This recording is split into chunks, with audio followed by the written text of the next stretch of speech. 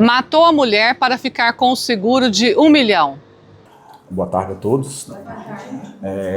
O caso se deu inicialmente com um acidente de trânsito, em que a Delegacia de Crimes de Trânsito tomou conhecimento de um acidente com vítima fatal e instauramos um inquérito para apurar o acidente de trânsito de homicídio culposo no trânsito, certo? Durante as investigações, foram vistos alguns elementos de que o crime não se tratava de um crime culposo, e sim um possível dolo do motorista, certo? Diante desses elementos periciais e elementos testemunhais, foram passadas as informações para a Delegacia de Homicídios, certo? Que conduziu as investigações, certo? O Dr. Carlos assumiu a pasta e continuou as investigações. Diante dessa evidência aí de que se tratava de um homicídio, né, na realidade um feminicídio, a Delegacia de Homicídios assumiu as investigações do caso aí. A gente passou a colher as provas aí, notadamente provas testemunhais, né? A gente percebeu que testemunhas que presenciaram aí o acidente e visualizaram também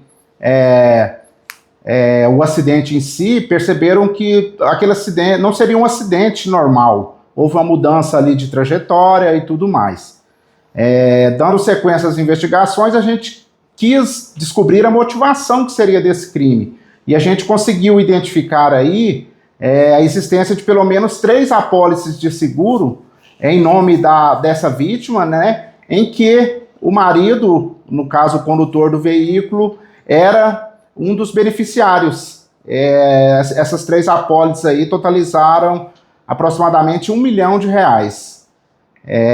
O corpo da vítima foi encaminhado para o ML, né? E o legista constatou lá que ela teve um trauma torácico devido ao não uso do cinto de segurança, né?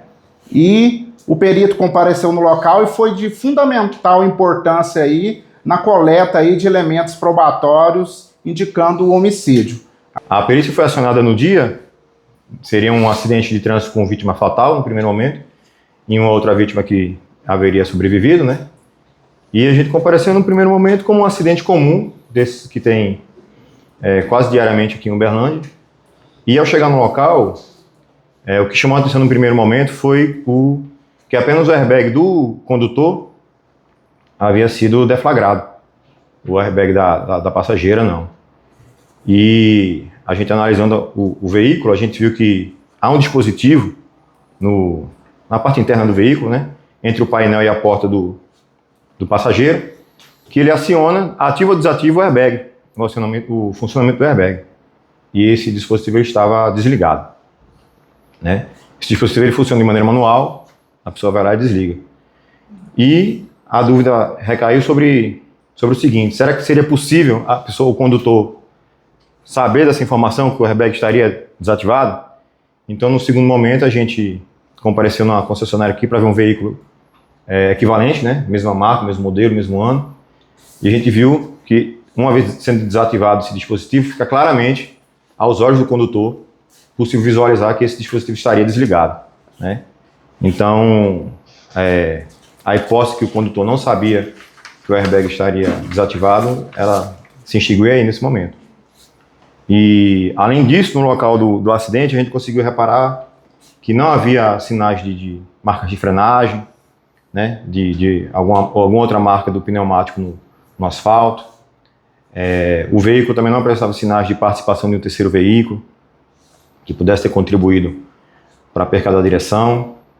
E, além disso, também a gente fez num segundo momento, uma espécie de simulação em relação às condições climáticas no dia do fato, né? Em relação à luz do sol, se era possível que a luz do sol eventualmente tivesse atrapalhado a visão do condutor.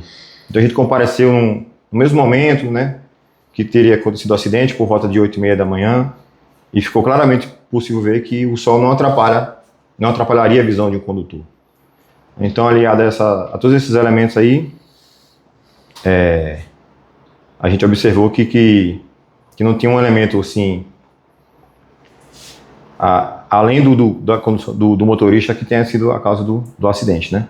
Primeiramente, é mais um caso de feminicídio apurado na cidade, contabilizando hoje 100% de apuração dos casos de feminicídios em Uberlândia. Primeiramente, esclarecer a dinâmica da vida desse casal. O casal havia se separado há alguns anos atrás e, nesse meio tempo, a vítima obteve, inclusive, medida protetiva contra esse indivíduo, certo? E a vítima veio a ser ludibriada de pouco tempo para cá, com uma reaproximação desse indivíduo. Esse indivíduo se reaproximou dela no início do ano para cá. E ficou claro na nossa investigação que essa reaproximação certamente se deu por interesse financeiro, interesses escusos de obtenção de vantagens financeiras.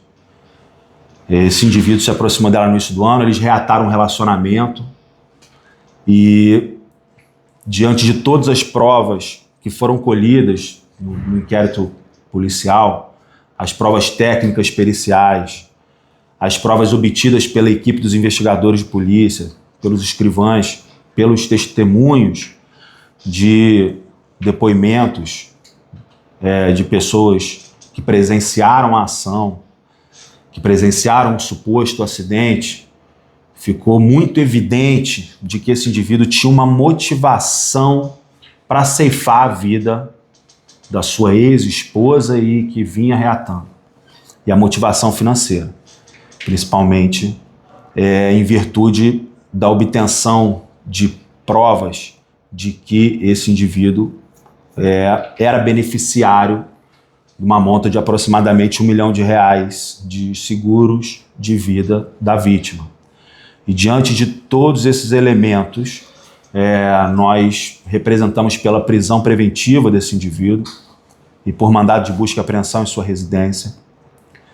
E nessa data, esse indivíduo foi preso em virtude do mandado de prisão. E além do mandado de prisão, também foram encontradas munições de 9mm na residência desse indivíduo.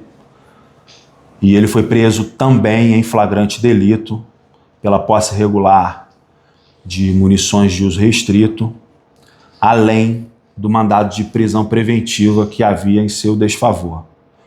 Então, fica mais um alerta da polícia para que indivíduos com tendência violenta, indivíduos com tendências ameaçadoras em relação às mulheres, que as mulheres se atentem a possíveis retornos, possíveis reaproximações, que foi o que aconteceu em relação a essa tragédia. A polícia não tem dúvidas de que não se trata de um mero acidente. A polícia tem certeza de que foi um homicídio, na verdade, um crime de feminicídio que ocorreu. O indivíduo ceifou a vida da vítima para obter essa vantagem financeira. E hoje em dia, ainda com a nova lei que instituiu o crime de feminicídio, ele pode vir a pegar 40 anos de prisão. Ele premeditou e organizou muito bem a empreitada criminosa. Ele fez com que a mulher alugasse um carro no nome dela. Ela alugou o veículo fazia 3 meses. E foi o veículo que foi utilizado para forjar o acidente, para ceifar a vida dela. Ele também adquiriu uma motocicleta no nome dela, financiada, de forma que, com o falecimento dela, essa motocicleta viria a ser quitada e passar, né, para o nome dele.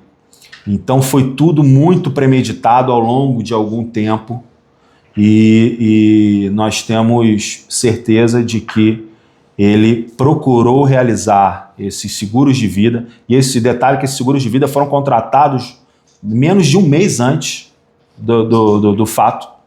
Às vezes, alguns outros com 20 e poucos dias, o último com 20 e poucos dias. Ou seja, então, e nós já temos elementos também de que ele estava buscando contratar outros seguros de vida. Só que resolveu ceifar a vida dela naquele momento, entendeu que 1 milhão seria suficiente para ceifar a vida dela. Porque é um indivíduo também, inclusive, que não tem apreço familiar, possuíam filhos em comum.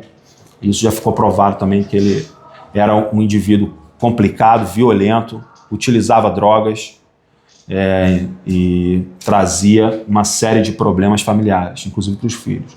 Ele não possuía uma ocupação lícita, uma ocupação regular, ele não possuía um trabalho regular, vivia de bicos e atividades escusas. Nós suspeitamos que ainda vivia de atividades escusas ainda, e não possuía assim, lastro financeiro, não.